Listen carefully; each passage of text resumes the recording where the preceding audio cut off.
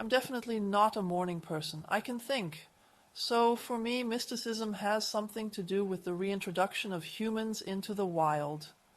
We are so domesticated that we sometimes find ourselves so wrong that we even wage civil war against ourselves.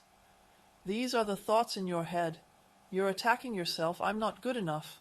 I was evil. I was bad. Imagine that every thought you have is a blow that you give yourself. And so we constantly beat on our souls. Mysticism is often very simple exercises, where you watch how you wage war against yourself, how you have begun to hate yourself. No animal would hate itself. How would the ducks that walk down there criticize themselves for that? I have a bad spring and day. And all this hate and all these thoughts cut you off from the beauty that surrounds you. And that's why mysticism is such an art of discovery. And often the treasures are at your feet. The most important thing, the most beautiful thing in life cannot be bought.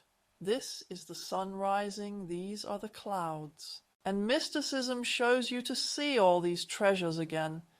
It's a lot like cleaning the house, it sounds like. For mystics, your thoughts, your concepts are often the main enemies. They're like a veil. You notice that when you are full of worries, or perhaps lovesick, you hardly see anything anymore. You're trapped inside yourself, your thoughts are racing, or when you're scared and you can hardly see anything anymore. So the simplest exercise is to stop the thoughts. Well, actually, you can't stop them so quickly. And that's why the mystics use something like a focus. So Zen people pay attention to breathing. Breathing in, breathing out, breathing in, breathing out. Otherwise, as an exercise, it would be a word, a sentence that makes you great again, that lifts you up. Do you repeat that internally? And this gives you distance from your thoughts. The monks usually take a name of God. But you can also take a sentence about your true nature. My essence is light and love. I am love. Something like that. And you repeat it, similar to how the Zen Buddhists breathe in, breathe out. And then the thoughts come and say, no, you are not light and love. You're a failure, you're a pig, or something like that.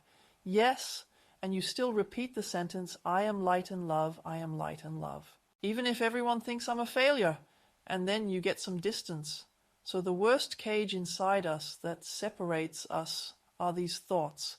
The cage bars of your life are simply thought bars. Well, I'm the kind of person I wouldn't promise you that you'll be happy right away and always, but you will perceive life in a depth. That's what with mysticism, you don't necessarily get what you imagined, what you wanted. The sun will always shine. Imagine a world where it no longer rains at all. Then nothing grows anymore. But you are ready to receive the fullness of perception, the fullness of life. You open up again. So you definitely have to get some clothes with a hood. Only then are you a real mystic, because it's all about the externals. And of course you have to keep a long, serious face. But seriously, you see, I can't be really serious. I used to be a very serious person too often. You notice more and more that the habit or the monastery or tying a cross around your neck doesn't work, and Jesus himself says, become like children. And by that he means live still in the moment. They don't have a concept of life yet. They don't say it all the time. But I imagine it differently. The most important thing for mystics are things that make you alive again. The essence is that you are life in the midst of life that lives from exchange, from receiving, from giving and taking. And the thing you isolate most are thoughts. And in this respect, they are often exercises. How do I partially reverse a culture that is causing me to wither away? So, mystics are actually often something like an alternative within the context of the respective contemporary culture. But they don't want to see themselves as outsiders from the start. So, the main thing is that you become you.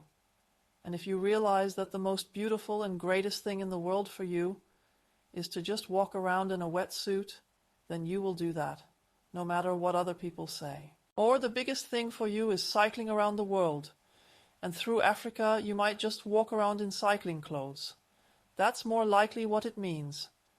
I think it's nice that there are such different types of mystics. Krishna is the dancing and flute-playing god. Buddha is sitting. So, I'm definitely not Buddha in that sense. Jesus walked around and didn't care about social, religious, right and wrong, and good and evil, but simply approached people completely openly. You don't necessarily become like every man, but you become you. And that can be something very surprising. You become you with your entire profile. But this also makes it finally visible to others what contribution you have made. You will discover why you came into the world, how it is probably to make a difference down here, and very high profile in your field. Well, actually looking back, I would say a lot of humor and love, but I didn't have that myself at the beginning. So they're evolving. I would probably also say willpower, but that isn't actually true either. I didn't have that at the beginning either. I functioned, I was disciplined, just bring what you have. And I try to give people 3 very simple starting exercises. So actually you bring yourself, and that is the greatest wealth, and you will discover it too. Even if others tell you, you're not good enough, you're wrong, you have to be different, you're annoying, you just bring yourself with you, and then, like with Christmas packages to unwrap presents, I'll give you some scissors so that you can unwrap yourself, so to speak. You get an exercise so that you learn to differentiate where do I simply function, i.e., where do I fit in and what do I want? Which actions make me big, wide, and light? So who am I actually? You get an exercise to awaken your feelings. Because sometimes when you just keep looking at what do the others need, what do the others want, you no longer know what I feel. And you get an exercise to clear this veil of these constant thoughts and this civil war that people often wage in their heads against themselves. I'm wrong, I need to get better, I'm not good enough to end this civil war. So, you don't actually need much, and you can do that with an everyday routine. And when you discover that you always walk around the world in cycling clothes, or just neoprene, that's my contribution. It makes me feel incredibly good. Yes, then do it, no matter what others say.